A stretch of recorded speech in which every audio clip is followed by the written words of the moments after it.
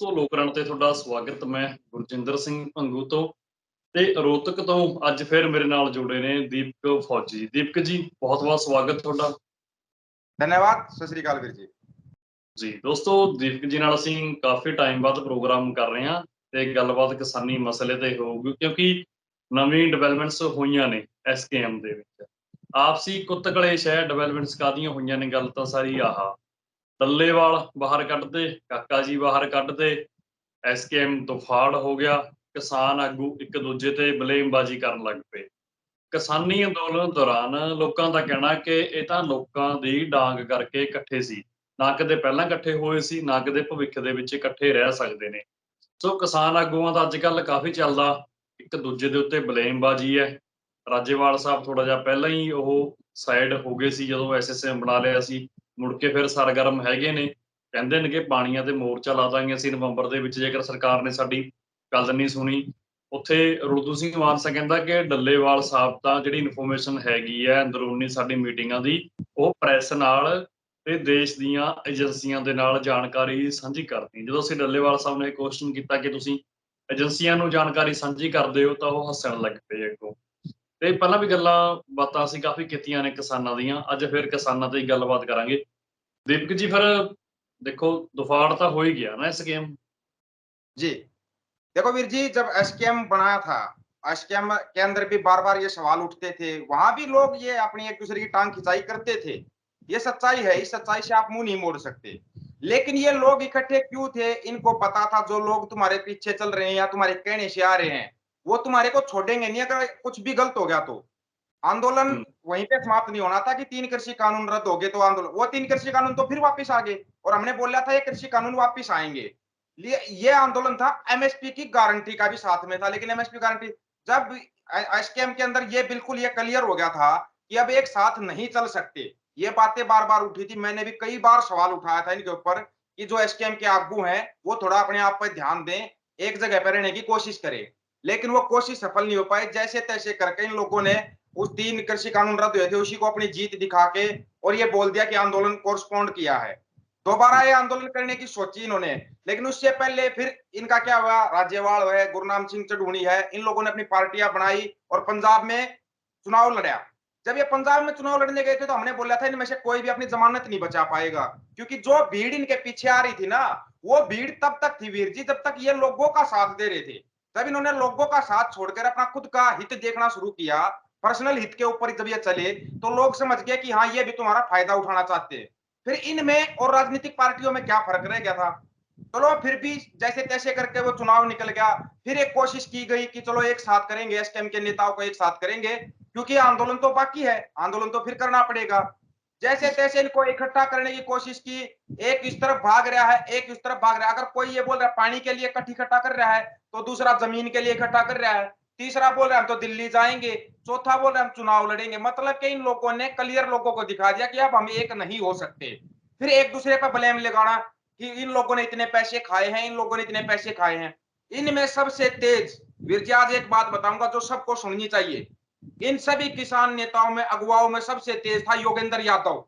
वो बंदा ऐसा है अपना हित साधने के लिए वो किसी भी हद तक गिर सकता था और उसने गिर के दिखाया। किसान आंदोलन के दौरान जो 26 जनवरी की घटना हुई, सबसे पहले सिखों के ऊपर इल्जाम लगाने वाला योगेंद्र यादव था कि सिखों ने गलती की है।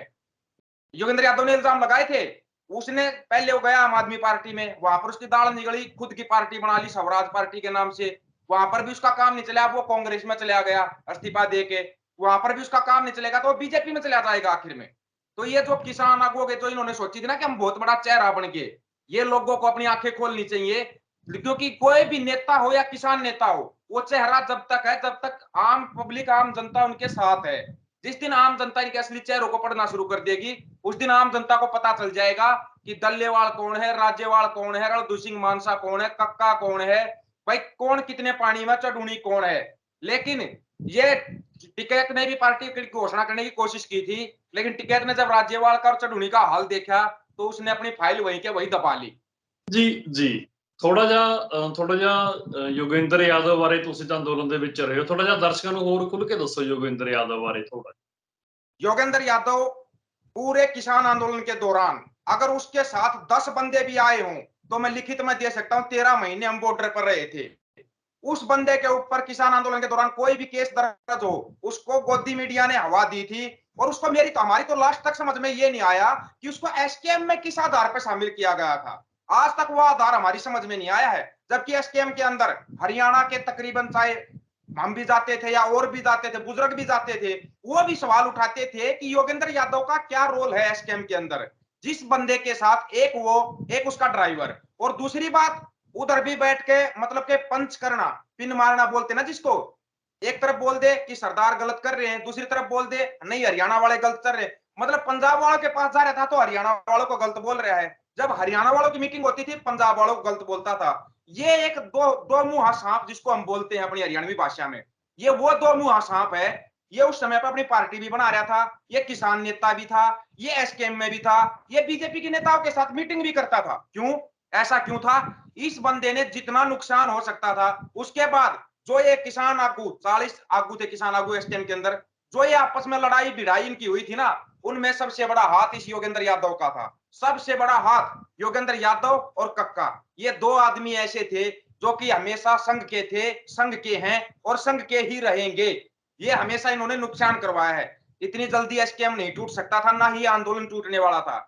लेकिन गलती हुई इनको पहचानने में बहुत देर कर दी किसान नेताओं ने। जब तक पहचान पाते तब तक तो बोलते ना पानी पुल के नीचे से निकल चुका था। और योगेंद्र यादव तो ऐसा आदमी है जो अपने मतलब के लिए अपने भाई तक को भी नुकसान पहुंचवा सकता है। इससे ज्यादा और इसके बारे में क्या कहे, थोड़े में ज्यादा समझ जाएंगे लोग। ਜੀ। ਤੇ ਥੋੜਾ ਜਿਹਾ ਮੈਨੂੰ ਆਹ ਵੀ ਦੱਸੋ ਕਿ ਹੁਣ ਫਿਰ ਕਰੋਗੇ ਕੀ? ਕਿਸਾਨ ਆਗੂ ਕਰਨਗੇ ਕੀ? ਕਿਉਂਕਿ ਟੁੱਟ ਕਲੇਸ਼ ਹੈ ਤਾਂ ਪਿਆ ਹੋਇਆ। ਕਿਉਂਕਿ जी ਲੋਕ ਤਾਂ ਕੀ ਪਹਿਲਾਂ ਵੀ ਡਾਂਗ ਕਰਕੇ ਇਕੱਠੇ ਸੀ, ਅੱਗੇ ਨਾ कदे इकट्ठे हो गए। देखिए वीर जी, पहली बात, नेता कोई नहीं होता, नेता कोई भी बन सकता है। सबसे बड़ी बात, अहम जो चीज होती है वो होती है मुद्दा। पहले सबसे पहले तो मुद्दों को पहचानो, हमारे मुद्दे क्या है।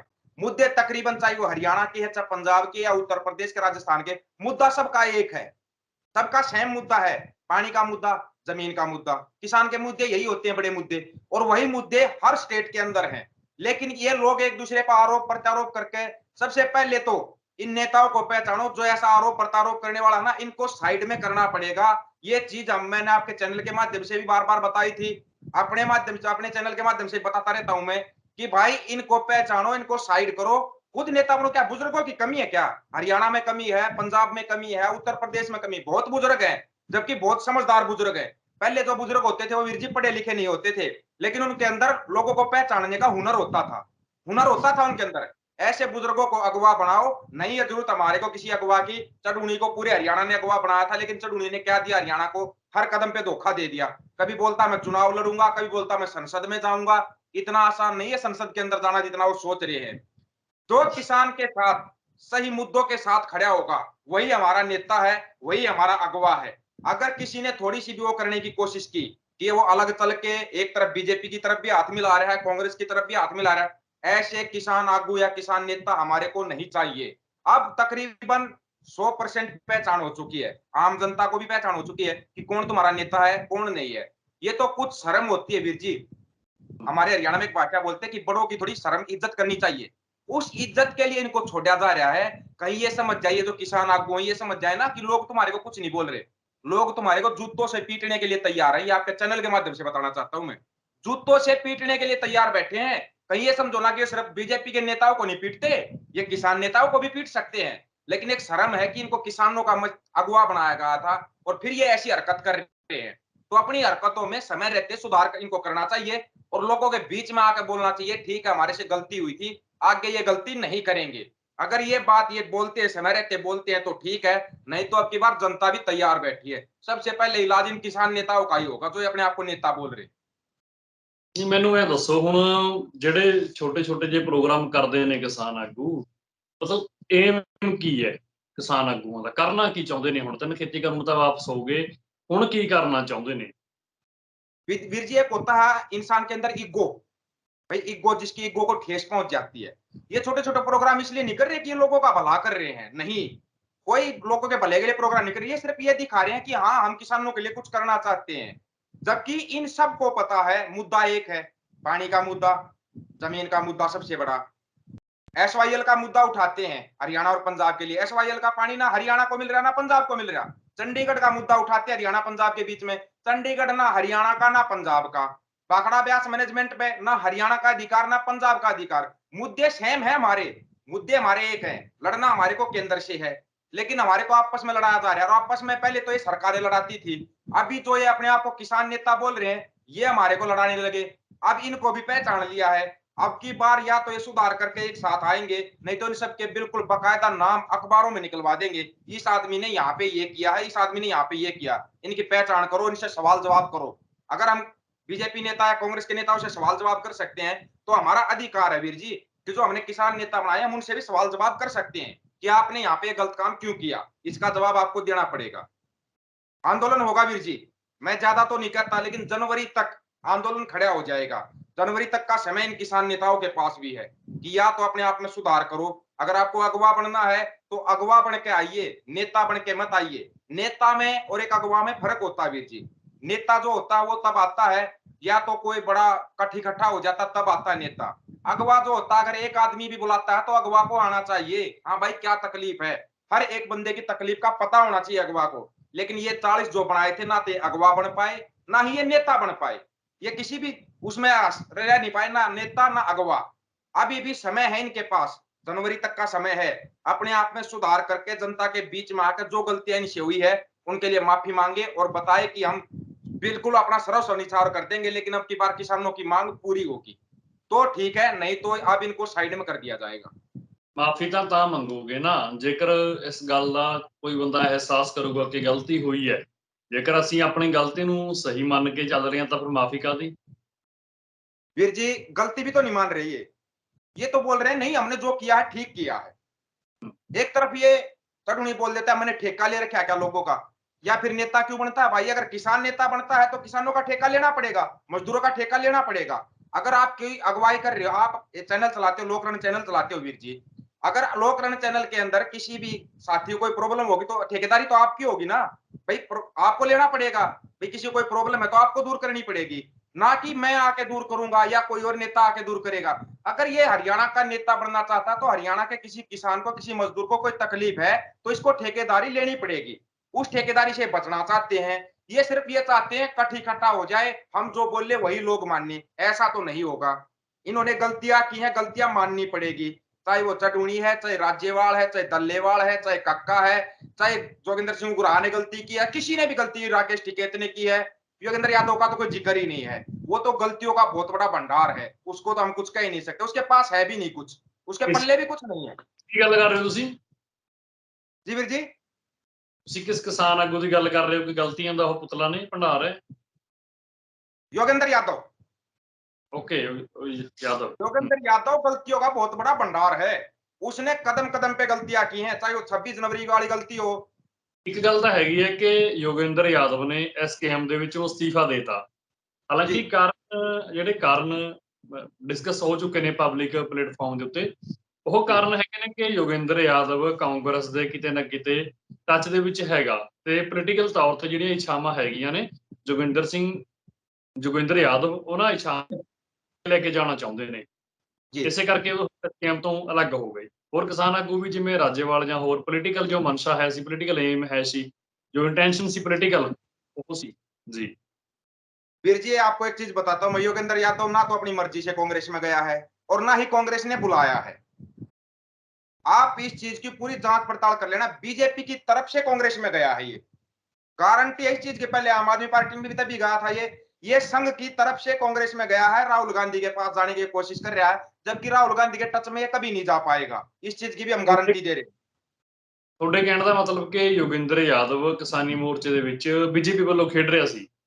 बिल्कुल सरेआम खेल लिया इसने, हर एक इसका पिछले जितने भी इसके वीडियो ना, इसका एक एक वीडियो उठा के देखिए, बोलता आज बीच में एक लाइन इसने पक्का बोल ली, अगर कोई इंटरव्यू में पूछ रहा है हरियाणा के लिए पूछ रहा है तो इसने हरियाणा की तारीफ की तो पंजाब की बुराई की, पंजाब बारे पूछ रहा है पंजाब की तारीफ कर रहा है तो हरियाणा की बुराई कर रहा है, यूपी की तरफ से पूछ रहा है तो हरियाणा और पंजाब की बुराई कर देगा, यूपी की तारीफ कर देगा। मतलब इस बंदे ने वो खेल खेला जब तक लोग समझ पाते, इसने इस्तीफा दिया नहीं है, इससे इस्तीफा लिया गया है क्योंकि इसको सभी पहचान चुके थे। एक होता इज्जत से विदाई, इसको इज्जत से विदाई दी गई है कि अपनी जो बची खुची इज्जत है ना उसको बचा ले, नहीं तो लोगों को जब पता चलेगा ना तुम्हारे कारनामे क्या क्या किए हैं, तो बहुत बुरा होगा इसके साथ। इसलिए इसको फेंका गया है।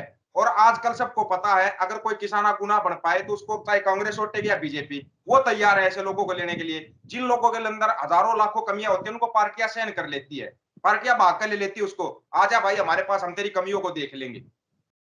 नहीं की फिर आह गल किसान आगू नहीं जानते सी? ये गल किसान आगू जानते थे।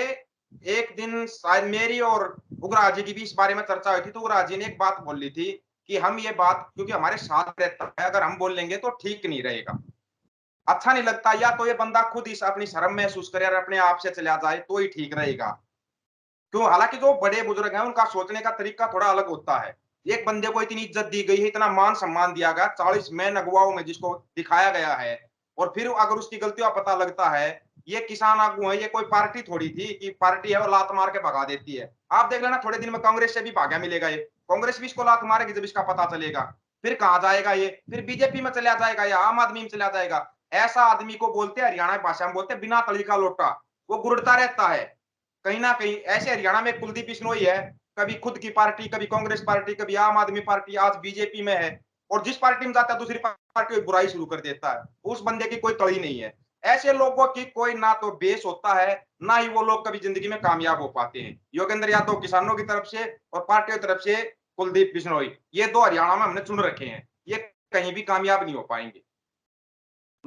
बिल्कुल दीपक जी, बहुत बहुत शुक्रिया, ਤੁਸੀਂ खुल के चर्चा की ਅੱਜ ਕਿਸਾਨ ਆਗੂਆਂ ਦੇ ਉੱਤੇ। ਦੇਖਣ ਵਾਲਾ ਹੋਊਗਾ ਆਉਣ ਦੁਆਲੇ ਦਿਨਾਂ ਦੇ ਵਿੱਚ ਕਿਸਾਨ ਕੀ ਕਰਦੇ ਨੇ। ਧੰਨਵਾਦ ਤੁਹਾਡਾ। धन्यवाद वीर जी।